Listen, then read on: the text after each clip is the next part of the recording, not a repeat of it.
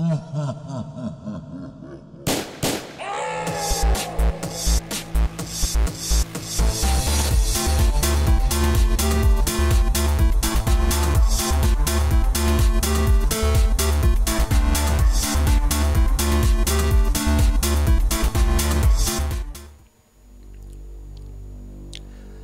everyone, welcome back to Let's Play Harvest. So let's head on over to the police station. Let's talk to the police officers. Cop ignore, he's too busy writing a bug report? Okay. Stars and Stripes forever. Oh yeah. HPD. Sheriff Dwayne and Deputy Loomis. Hello, Steve. Let me introduce myself. I'm Sheriff Dwayne, and this here is Loomis. Pleasure, I reckon. Then, we haven't met before? Of course we have, but I heard about your alleged amnesia and figured I'd play along. I sure hope this is just a prank, and not the start of some insanity plea. Keep your nose clean, or you'll wind up in jail, and that's no place to hold a wedding. Okay. Sure.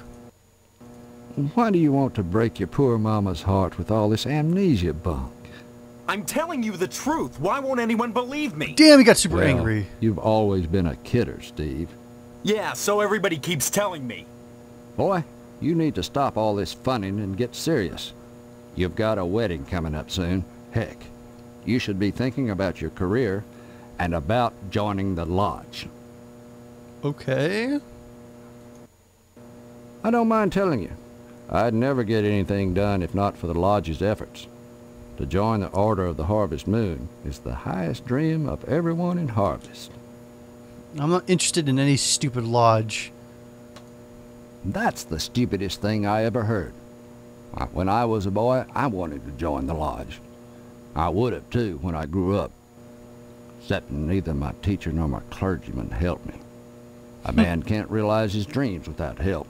My failure to gain admission is the failure of all of Harvest, Steve, and don't you forget it. Damn. Boy, whether you know it or not, you want to join the lodge. Or you will soon enough, especially with the wedding coming up. Fuck me. Okay, no. You're just as creepy as everyone else. Amnesia or no, you can't have forgotten you're about to marry the prettiest little thing in Harvest. I think you and Stephanie are perfect for each other. I just hope her father's disappointment doesn't spoil everything. What? Disappointment? Mr. Potsdam wants to hold the wedding in the lodge. Oh, yeah, but he'll never get in. Like all the rest, he's always hanging around the post office the first day of the month, waiting for Boyle to bring out that month's lodge applications. And there's always a long line, never enough applications to go around, and even if you do get an application, chances are you're right out of luck. Fewer called to the order and even less accepted. And Potsdam, well, they've turned him down so many times, unless he does something radical, he'll never get in. Okay, well, that's good to know. Why did crime automatically show up?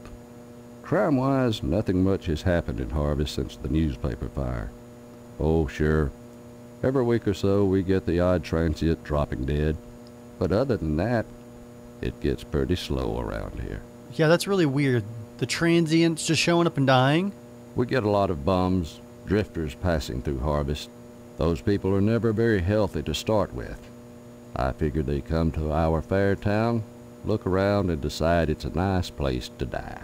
You mean they drop dead here on a regular basis? Like flies.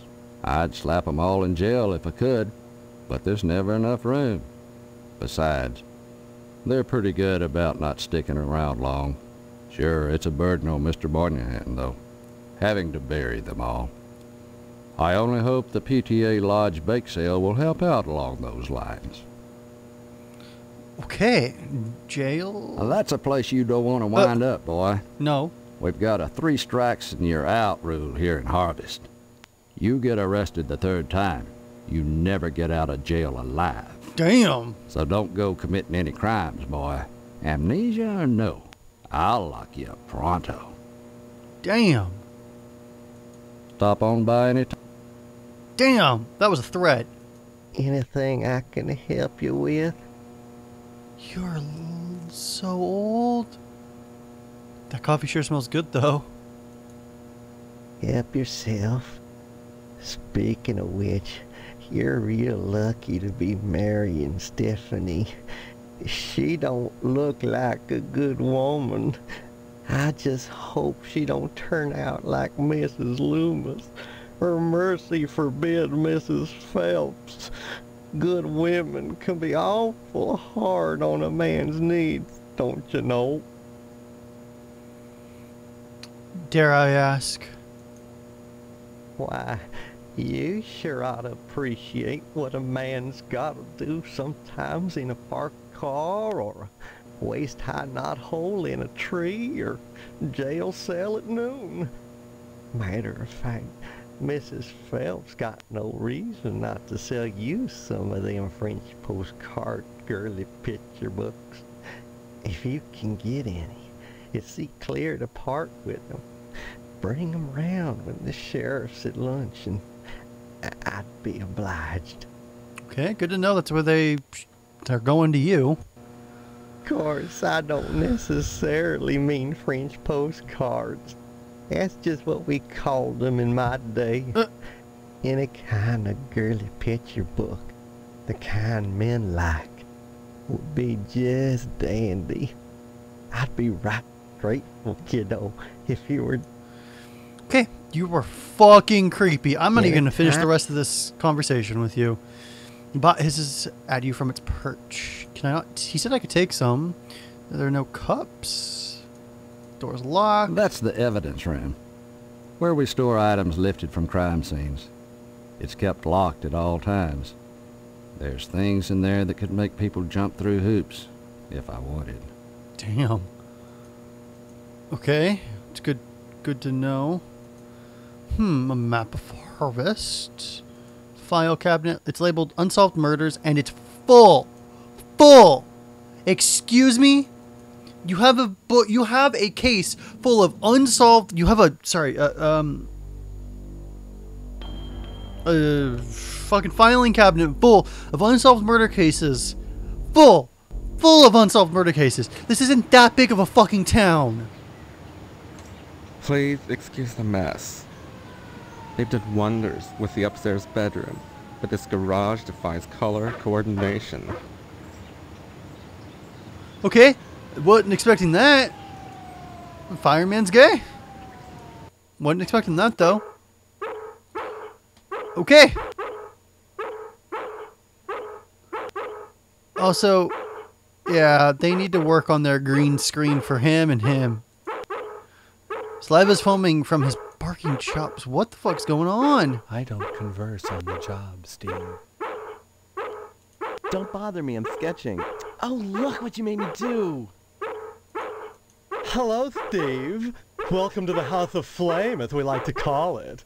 Oh, cut it out, Spots, honestly. Once he gets barking, a good piece of meat is the only way to shut him up. Go. There you go, Spot.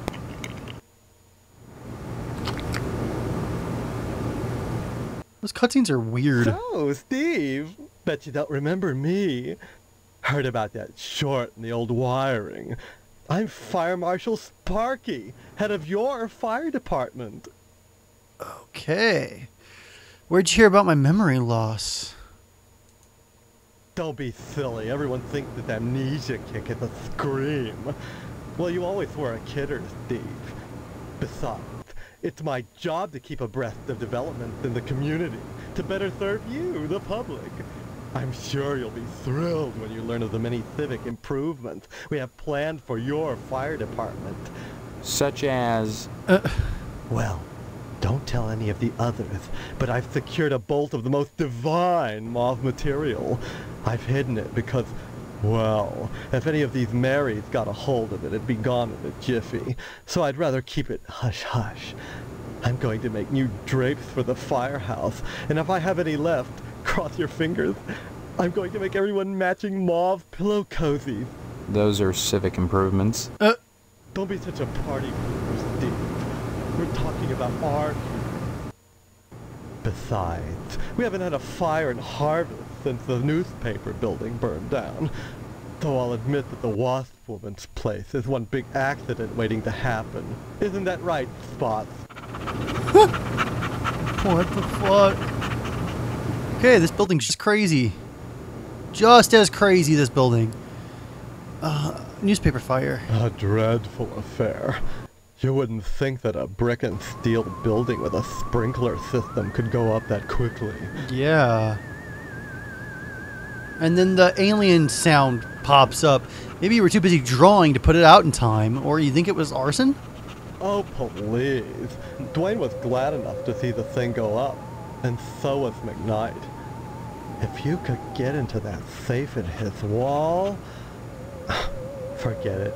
Look, Steve, as far as I know, the fire was an accident. Let's just leave it at that. Okay. Now don't you go moving. Bart. Art enriches the community, Steve. No less than a pulsing fire hose or a fireman beating down a blazing door. So what if we're drawing a nude man? So what if all we ever draw is a nude man, or the same nude man over and over in all sorts of provocative positions? Context, not content. Process, not subject. Don't be so ghost, Steve. It's beneath you. It sounds like you have a fire. Bye-bye. Or that was just a randomly stock interval sound. Okay. Actually, let me go back in there. Let me see if there's any way, to go in here. Okay. I guess not. Okay. All right. Gay firehouse. That's a cliche. There he is. Okay. That's a super cliche.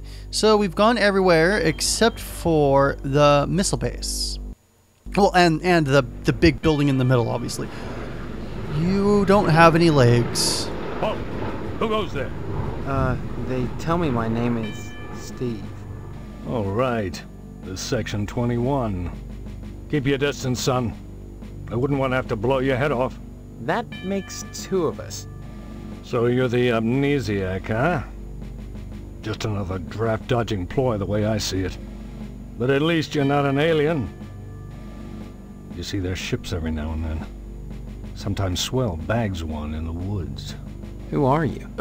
Colonel Buster Monroe, commander of the Harvest Nuclear Missile Installation, keeping America safe from those who would dye our flag red, white, and pink. These are nuclear missiles? Goddamn right they are. Every one of them ready to rain death on the Ruskies. All I gotta do is hit the button and blammo! The price of vodka goes through the roof. Along with the vodka. I like this guy. Well, I suppose you have, you know, safeguards against accidents? Safeguards? Don't be such a weak sister. There are no safeguards. This is the 50s. Then you have sole control of the, missiles. That's right. Been in charge here since WW2, when I got my lower torso shot off in the war. That explains some things. Those pennywaists in Washington wanted to stick me behind a desk. To hell with that. They owed me. I left my legs in Dusseldorf. They owed me. Of course, they felt that after the trauma of having to crawl from Germany to England trailing my intestines behind me, I was too emotionally unstable to continue in the military. That's why they gave me this nice cushy job and put me in charge of the nuclear missiles. Okay, where do I start with you?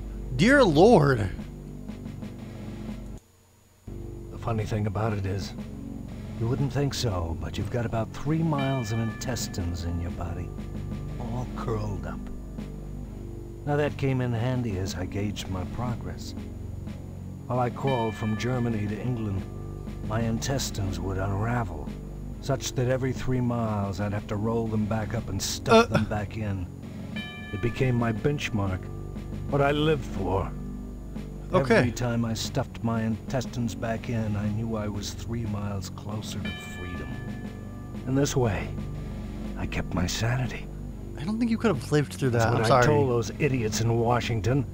But did they listen? No. Some weak sister shrink said I was too emotionally unstable to kill Koreans, so they transferred me to this boring stockpile of armed nuclear warheads. And to top it off, those pansy firemen won't let me join the Harvest Volunteer Fire Department. Oh, it makes you wonder, what's the point of going on? Emotional instability, yes. Yes. Of course, they wouldn't have given you the, button if you were really, say, emotionally unstable. Of course not. I was given a full exam by my captors in the concentration camp when I was captured during my second penetration behind enemy lines. A year after I lost my lower torso. It was quite thorough. Wow. What did it say? I don't know. I can't read German. Okay, yeah, you can't get shot in two equal but separate portions without feeling a little down. Who wouldn't? That doesn't mean I'm unbalanced. Yeah, I exactly think that's what it A means. little lighter, maybe, but my balance is fine. Still, is it abnormal to harbor doubts late at night when your boots in the corner mock you? Is it sick to want to poke them in their eyelets and rip out their laughing tongues? Okay. And you feel bad, and you invite them under the covers with you, but will they come? Oh no. Spit and polish, trump, a long, long way to Tipperary, especially when you're waddling on your hands. Get some gloves, they say, in their high-pitched little voices, and snicker in the bootlocker, talking to my jockstrap behind my back. They all deserve a good nuclear holocaust. I'm gonna get going. Remember, duck and cover. You have a nice day. So, looks like the only thing we have left to do for now is go to the lodge.